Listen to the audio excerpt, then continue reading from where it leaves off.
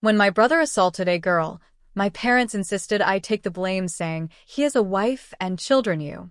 Can you imagine your own parents, your own flesh and blood, demanding you commit a crime, lie to the police, and go to jail for your brother?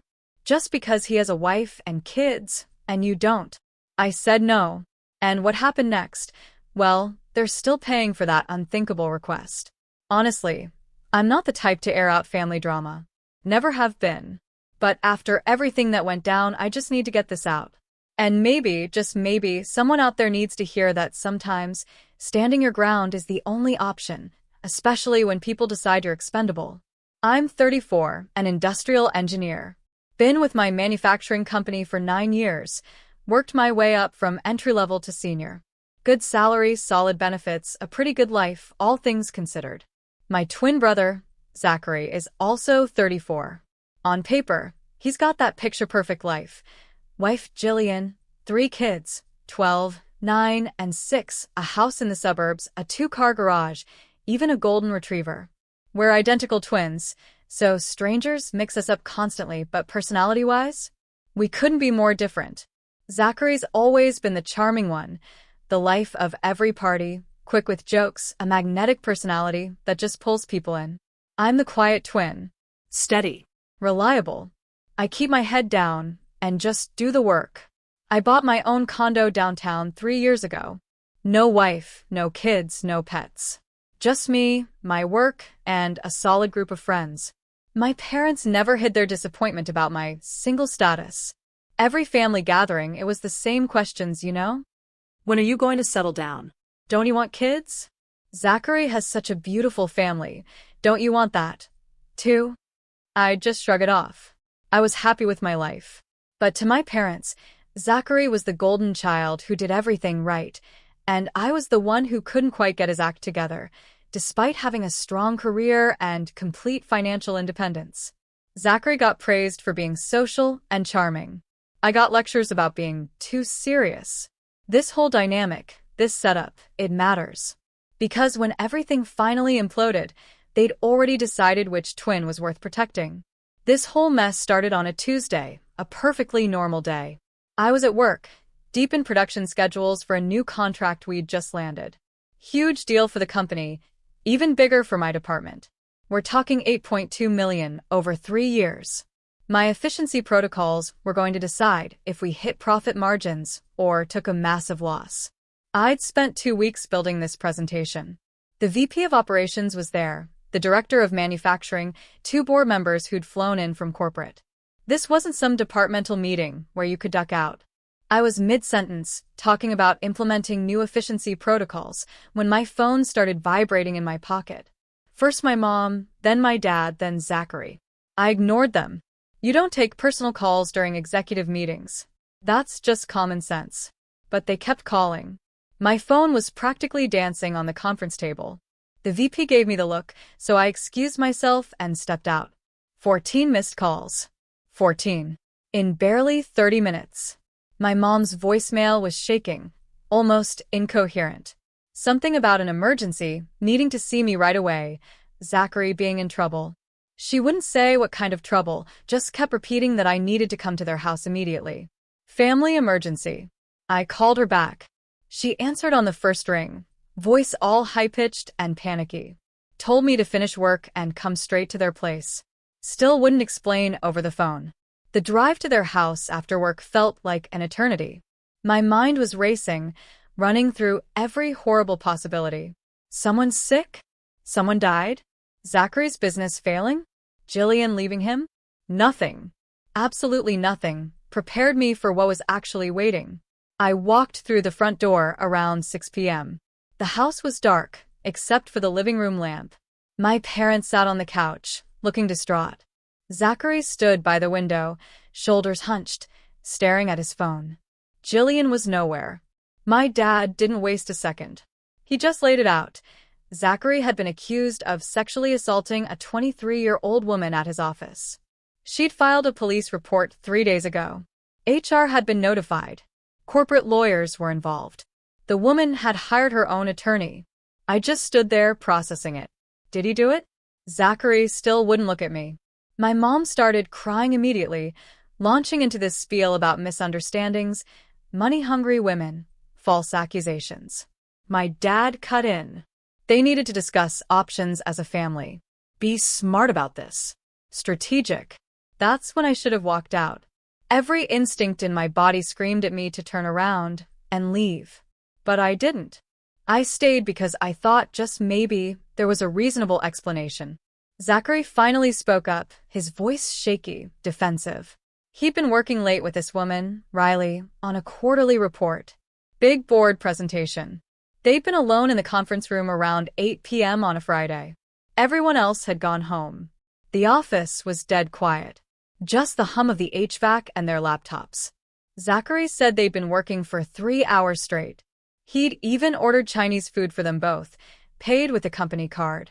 He claimed the conversation shifted from work to personal. She'd laughed at his jokes. He thought she was interested. He admitted he'd made advances, tried to kiss her, put his hand on her thigh, told her she looked attractive. But he swore when she said no, he stopped. That she pushed him away, and he backed off immediately. A misunderstanding, he said. A misread signal between colleagues. I looked at him, my voice flat. Did you force yourself on her? Did you assault her? He hesitated. Just a second. Maybe 2.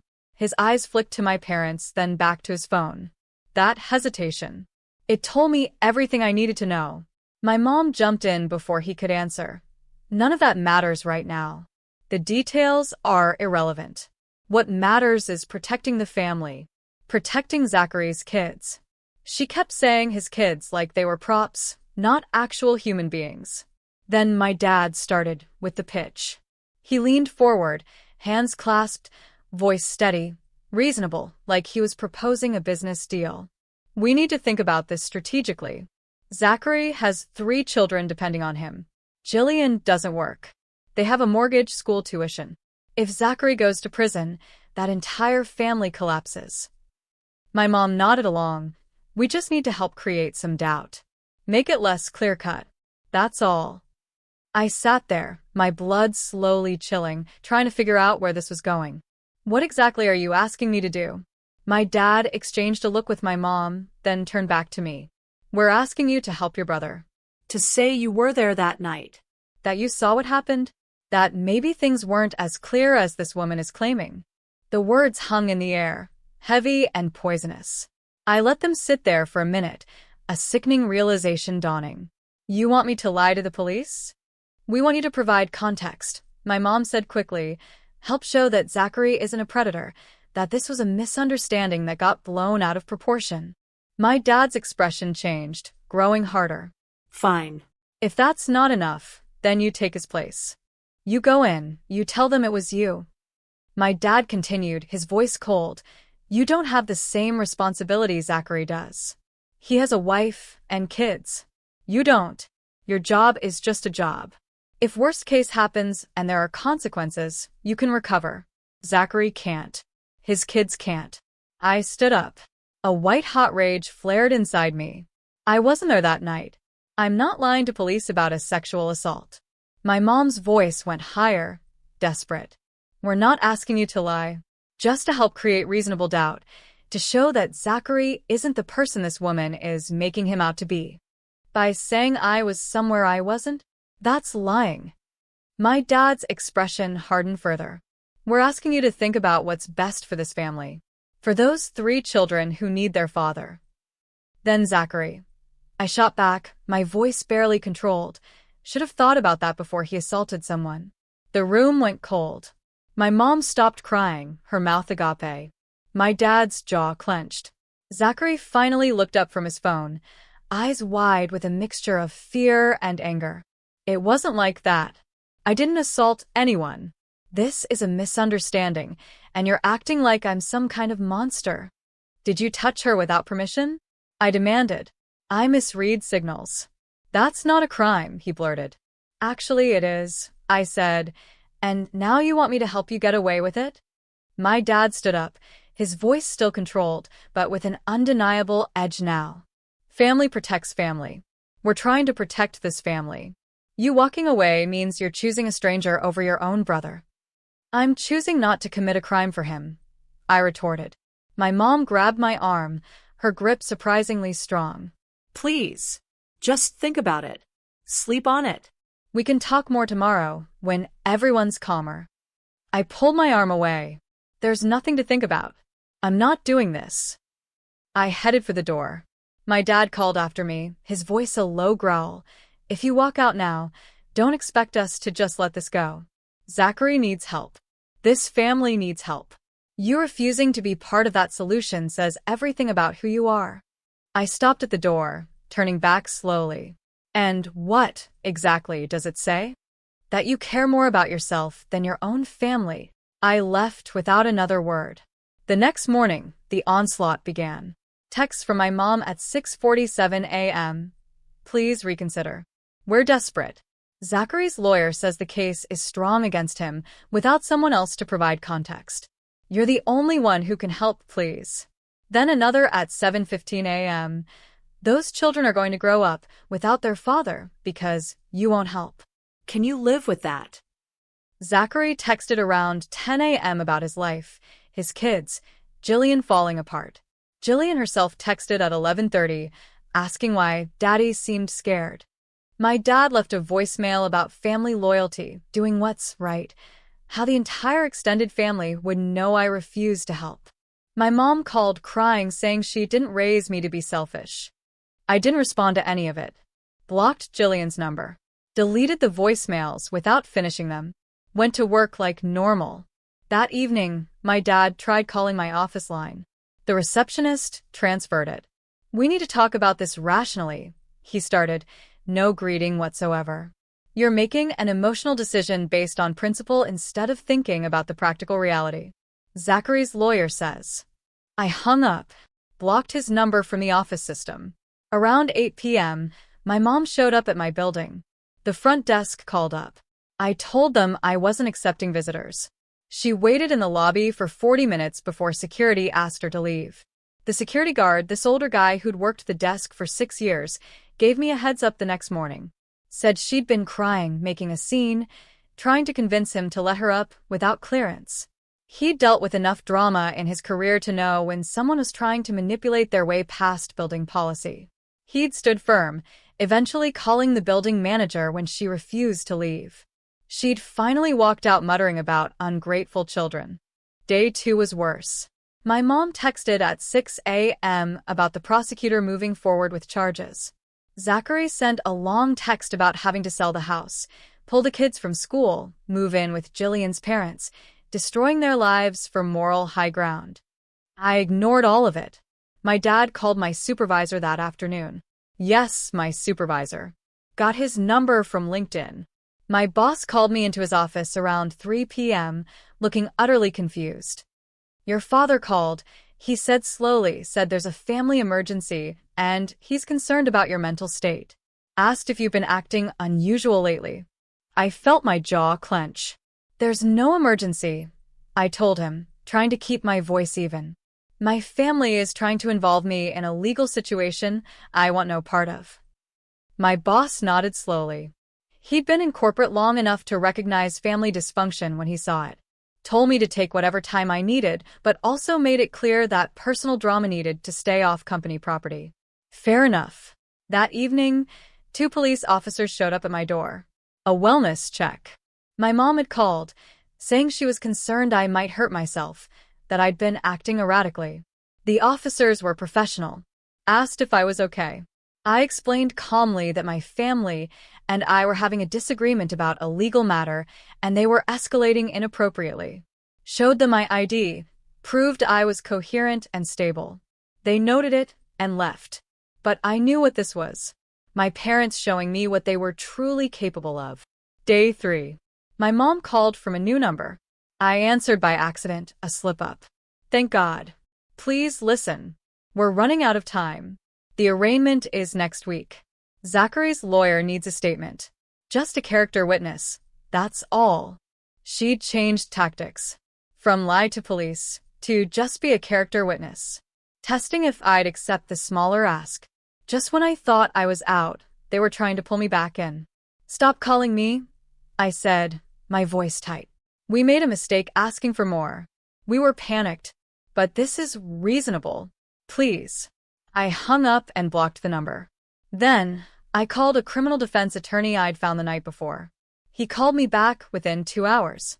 We met that evening at his office downtown. I laid out everything. The initial conversation, the pressure campaign, the wellness check, my dad calling my work.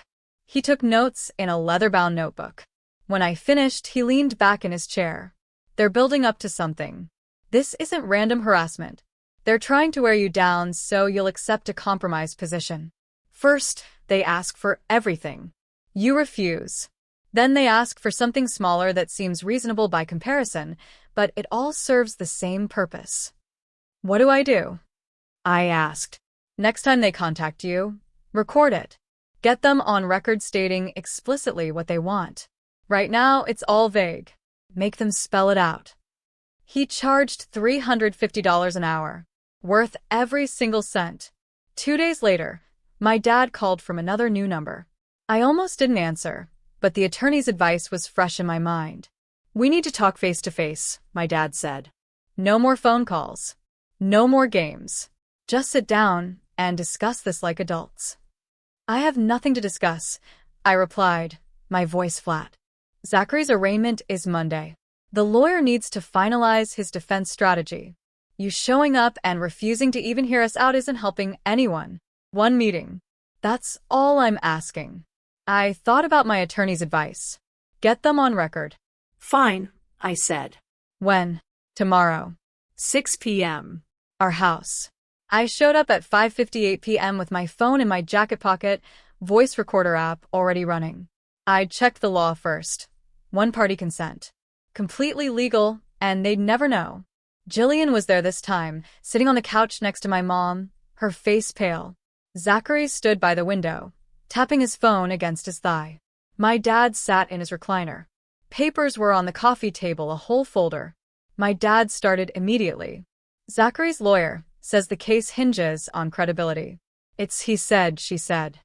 No physical evidence, no witnesses, just two competing narratives. The prosecutor is moving forward because this woman seems credible, and Zachary has no one backing up his version.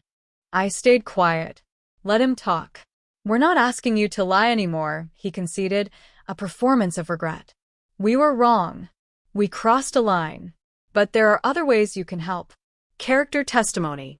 People who can speak to Zachary's character. Jillian spoke up, her voice quiet, almost a whisper. The kids keep asking me what's wrong. I don't know what to tell them. I looked at her, a cold anger stirring. Tell them the truth. That their father assaulted someone. Her face crumpled. My dad held up a hand. Zachary's lawyer has been reviewing options. There are ways to create reasonable doubt without anyone lying. Character testimony about Zachary's work ethic, his family values. I leaned back, crossed my arms. Walk me through exactly what you're asking. My dad seemed relieved I was engaging. Just testimony about Zachary's character, that he's not the kind of person who would. What specifically would I say? My mom jumped in eager. That you know your brother, that he respects women, that this doesn't sound like him. I nodded slowly. And what about the incident itself? The night it happened. My dad's expression shifted, more eager now. The lawyer thinks it would help if someone could provide context about that evening. Maybe that you talked to Zachary that night, that he mentioned working late with a colleague, that he seemed normal, not agitated or guilty. Did I talk to Zachary that night? A pause. You could have, he said, pushing. But I didn't. My mom's voice got higher, almost desperate. But you could testify that you did. Who would know? It's just a phone call. There it was. Getting closer. I reached for the folder on the coffee table. My dad didn't stop me this time. Inside were draft statements. A witness statement template with my name at the top, blank spaces for dates and details, a signature line at the bottom. But the narrative itself? Pure Zachary. It described his office layout, his working relationship with Riley, his version of what happened that night, all in first person. What's this? I asked, my voice dangerously calm. My mom's voice was barely a whisper. Just options. Different ways you could help. I read through it. This is written like I'm him. How would I know any of this? My dad leaned forward. You're his identical twin. You've been to his office. The statement just formalizes what you'd naturally observe. Except I wasn't there that night. It provides reasonable doubt, my dad said carefully. Makes the jury think maybe things weren't as clear-cut as this woman claims. I set the paper down, my fingers trembling slightly, with barely contained fury. You want me to sign a statement describing events I didn't witness to make it seem like I have direct knowledge of what happened? My dad's jaw tightened. We want you to help your brother by telling police I was at his office that night. My mom grabbed my hand across the table. Please. We're running out of options. The lawyer says, without someone to back up Zachary's version, the jury will side with this woman. We just need you to say you were there, that you saw them together, that it looked consensual. I didn't say anything. Just looked at my phone screen and watched the timer climb. 38 minutes. 39. My dad stood up, his voice taking on a chilling finality. You're his twin. You're the only one who can do this. Sign the statement. Tell the lawyer you were at the office building that night, that you saw Zachary and Riley together in the parking lot or through a window, that they seemed friendly. That's all we need. Zachary finally stopped tapping his phone, looked at me directly, his eyes pleading. I didn't assault anyone, and if you were there, if you saw us, you'd know that. So, really, you'd just be confirming the truth. Except I wasn't there, so I'd be lying. My dad's voice hardened. No more pretense. We're asking you to sign a statement saying you were at Zachary's office building the night of the incident, that you observed him and Riley together, that their interaction appeared consensual. That's what we need from you. I stood up. I'm not signing anything. I'm not lying to police. I'm not committing perjury for Zachary. My mom grabbed my arm again, tighter this time. Her nails dug in. Then you're choosing to destroy this family. Zachary's kids will grow up without a father, because you won't help. I pulled my arm away, my voice cold and steady. Zachary's kids will grow up without a father, because he assaulted someone. My dad stepped closer, his face contorted with anger. You walk out that door, you're not welcome back. Ever. I headed for the exit. Stopped at the door. You should know that folder you prepared, I said, my voice cutting through the silence. With the fake statement, with my name on it? If anything with my signature shows up anywhere, I'm filing charges for fraud and forgery. My mom's voice cracked. We'll make your life miserable. You already tried, I said. Then I left. The recording was backed up to cloud storage before I even made it to my car. Every word, every request, every admission that they wanted me to lie to police about being present at a crime scene. All documented. I drove straight home and opened my laptop. Created a folder titled Zachary Case Evidence. Started a spreadsheet with columns for date, time, caller, duration, content. Every call logged with precision. Every text message screenshotted with metadata visible. The recording from tonight's meeting saved in 4 locations, 2 cloud services, an external hard drive, and an encrypted USB backup in my desk drawer. I'd learned years ago in my engineering work that redundancy prevents disaster. Same principle applied here. Then I called my attorney, left a message explaining what happened, and sent him the recording file. He called back within 30 minutes. That recording is gold. Your father explicitly asked you to sign a false statement. Your mother admitted they prepare documents without your consent. This is conspiracy to obstruct justice. I'm drafting a cease and desist letter tonight. Over the next 5 days, they called 32 times. I didn't answer once. Every call, every voicemail, every text went straight to my attorney. He compiled it all into a legal file. My attorney sent formal cease and desist letters to my parents, Zachary and Jillian. Communication stops immediately, or we pursue harassment charges. They didn't stop. 3 weeks after I refused to take the fall, my attorney called me at work. They're trying to do it anyway. Zachary's attorney started pushing a mistaken identity narrative in their filings. They're arguing Riley confused the two of you, that she thinks it was Zachary, but it was actually you. I felt cold. They're framing me without my consent. Yes. And it gets worse. The detective handling Riley's case wants to talk to you. He quickly added, I told him we'd cooperate fully, but only with me present and everything on record. The meeting was 2 days later. The detective, mid-40s, looked tired. He had Zachary's defense filings on the table. Your brother's attorney is claiming mistaken identity. Can you verify your location that evening? I pulled out my phone, opened my location history. I was at home. My phone was connected to my home Wi-Fi from 6 p.m. to 11 p.m. My building has security cameras in the garage and lobby. My car never left. I can provide my work badge log showing I left the office at 5:30 p.m. that day. The detective made notes. Your brother's attorney suggested you might have borrowed a car. I didn't. I was home alone. I have proof. I forwarded everything to the detective. My phone's location data, request forms for my building's camera footage, my work access logs, everything. My attorney leaned forward. My client's family attempted to coerce him into making a false confession. We have recorded conversations documenting this attempt. We have text messages. We have timestamps. The document they submitted with my client's name is fabricated without his knowledge or consent.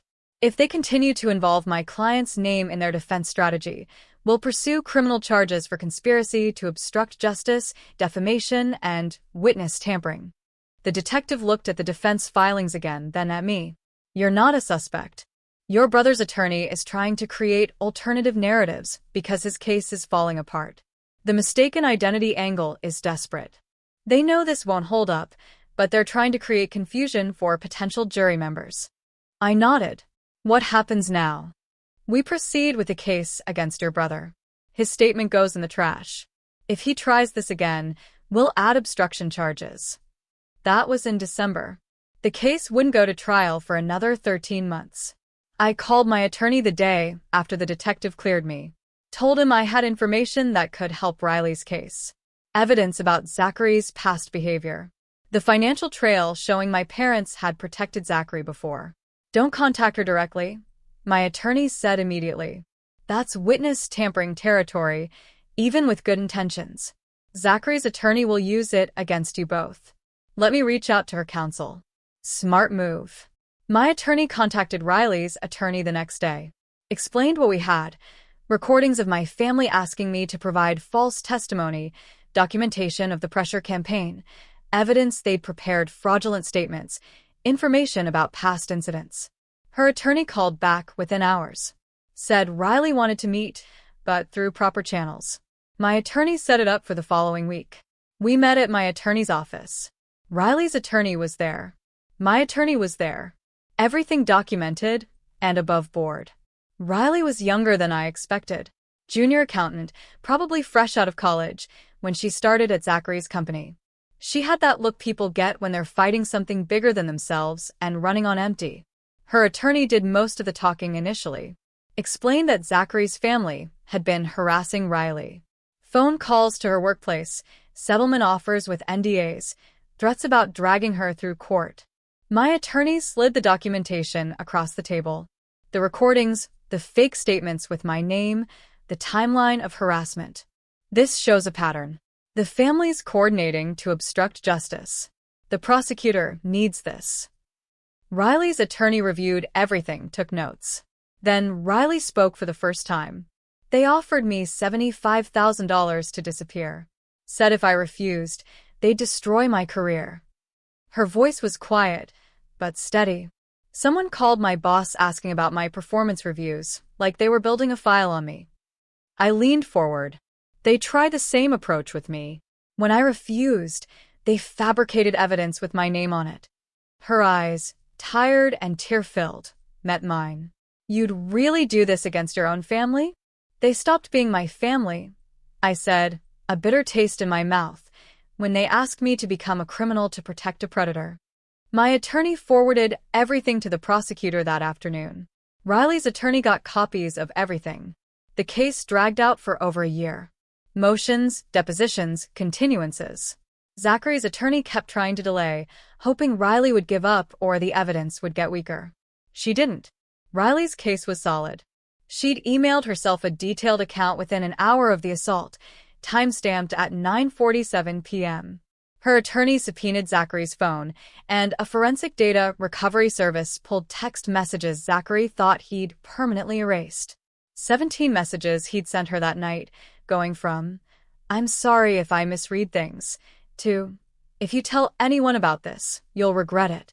The company's HR files showed 3 other complaints about Zachary over 5 years. Women reporting inappropriate comments, unwanted touching, boundary violations. All documented, but never acted on because Zachary was a top performer. Testimony from others helped establish a pattern. The jury took 4 hours to convict on sexual assault and unlawful restraint. Zachary got 3 years in state prison, plus probation, registration, mandatory counseling. Jillian had already filed for divorce halfway through the trial and moved the kids to her parents' place in another state. My parents showed up at my workplace after the sentencing, caused a scene in the parking lot. Security escorted them out while my mom screamed that I'd destroyed the family, that Zachary's kids would grow up fatherless because of me. I watched them get removed without saying a word. After the sentencing, my parents sent one email. Long, bitter, repeating all the same accusations. How I destroyed the family, how Zachary's kids would grow up fatherless because of me. I replied with one sentence. I didn't destroy this family. You did when you asked me to take the fall for a crime I didn't commit. Then I blocked them. 6 months passed. My parents were 3 months behind on their second mortgage. With Zachary in prison, they were really struggling. My dad came out of retirement, got a part-time job at a hardware store. My mom picked up retail shifts, both in their late 60s, working to stay afloat. I could have helped. I had the money, but I made a different choice. I reached out to a financial attorney, explained the situation. The bank holding their mortgage was preparing to start foreclosure proceedings. My attorney worked with a mortgage broker. Banks sell distressed mortgages all the time to private investors. The process is straightforward if you know the right people. My attorney knew the right people. Here's how it worked. My parents' original $200,000 second mortgage had been paid down some over 3 years, leaving an outstanding balance of about $185,000. The first mortgage had been paid off years earlier, making this their primary remaining debt. After they fell behind on payments, the bank wanted to offload the non-performing debt. I bought the note for $140,000, which was about 75 cents on the dollar. The bank was happy to get something rather than deal with a lengthy foreclosure. Once the transfer was complete, I now held a debt worth $185,000 that I'd only paid $140,000 for. The process took 6 weeks. Everything legal, everything documented, everything through proper channels. Once the transfer was complete, my attorney sent them a certified letter. The debt had been sold. They now owed payments to a different entity. Make payments on time every month or foreclosure proceedings would begin. The letter didn't mention my name, not once. Just standard business language, account numbers, payment instructions. My dad figured it out within an hour. Called. I didn't answer. Sent it straight to voicemail. His message was predictable. Yelling about how I was kicking them while they were down. How could I do this? What kind of person had I become? Called me vindictive, cruel, heartless. I deleted it without finishing. He called my attorney's office. My attorney informed him that this was a standard financial transaction. If they had concerns about their ability to make payments, they should contact the mortgage servicer directly. Any further contact with me would result in harassment charges. My mom tried letters. Tearful, handwritten notes about how she didn't understand how I could be so cruel, how she'd raised me better than this, how family was supposed to forgive each other. She sent cards with photos of Zachary's kids with handwritten notes about how they missed their dad. I sent everything back unopened. They kept making the payments. Barely. But they managed. Every month, like clockwork, the payment would hit the account. I never acknowledged it. Just watched the money come in. Watched them scrape together enough to avoid default. My dad working 40 hours a week at the hardware store. My mom doing weekend shifts at a discount store. 2 people in their late 60s, grinding through retail because their golden child couldn't keep his hands to himself. And they'd bet their entire future on him staying free. 10 months after Zachary's sentencing, They'd fallen even further behind despite their efforts. Late fees had accumulated, bringing the total balance to $187,000. Foreclosure was in motion. The auction date had been set for December 15th, less than 30 days away. My attorney got a call from theirs. They wanted to meet, discuss resolution options. No, I said. They're asking for a meeting to negotiate. You don't have to agree, but legally they're allowed to try. Fine. Your office. Cameras recording. You present. The meeting was scheduled for the following Tuesday at 2 p.m. They showed up 15 minutes early. My attorney's receptionist let me know via text. I made them wait until 2:05 p.m. When I walked into the conference room, my parents were sitting across the table. My dad looked smaller than I remembered. My mom's hands were shaking. Their attorney was young, probably fresh out of law school. Cheap suit that didn't quite fit. Nervous energy coming off him in waves. I sat down. Didn't greet them. Didn't make eye contact. Just opened my laptop and pulled up the mortgage account.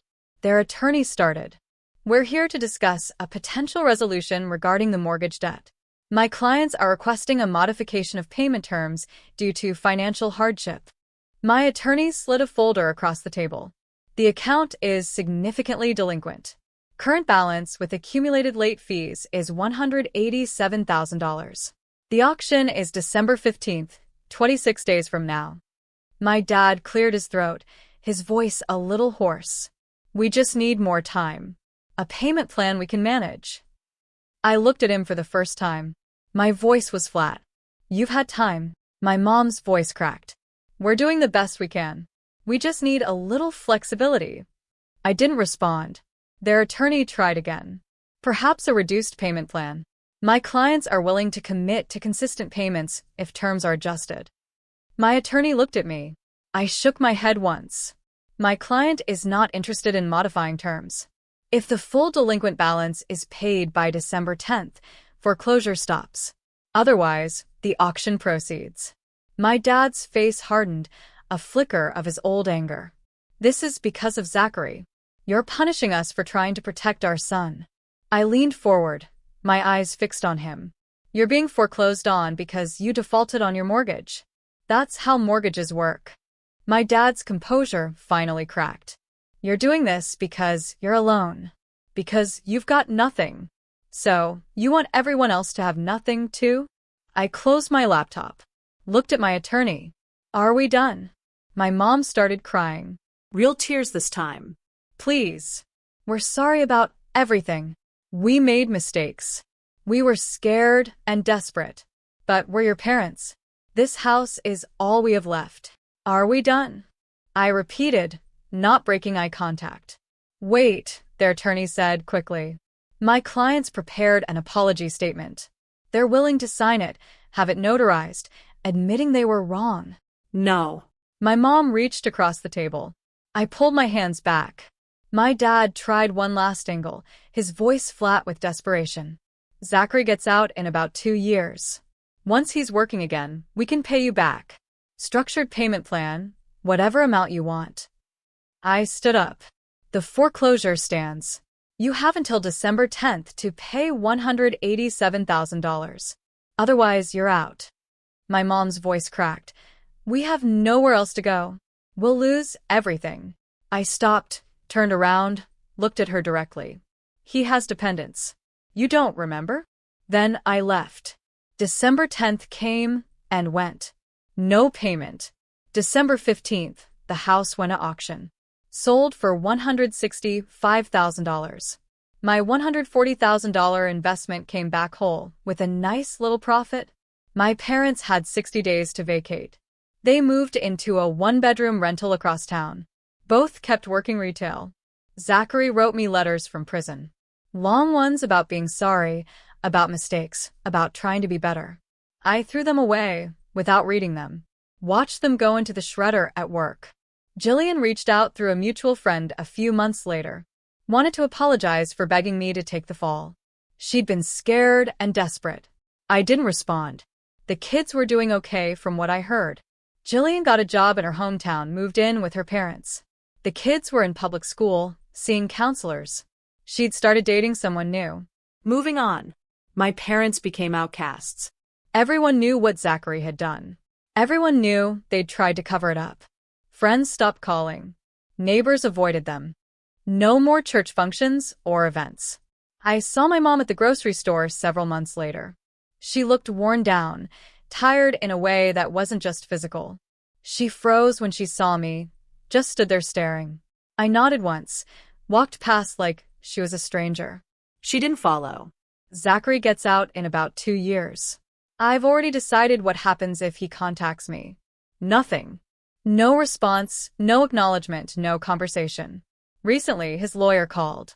Said Zachary wanted to meet when he gets out, talk things through, rebuild our relationship. Found religion in prison, apparently. Wanted to make amends. I told the lawyer Zachary can do whatever he wants with his life, but it won't involve me. It wasn't about guts. It was about self-respect. Zachary keeps serving his time. My parents keep working retail. Jillian keeps building her new life, and I keep moving forward. If you've ever had to draw a line in the sand with family or faced an impossible choice like this, I really want to hear your thoughts in the comments below. What would you have done?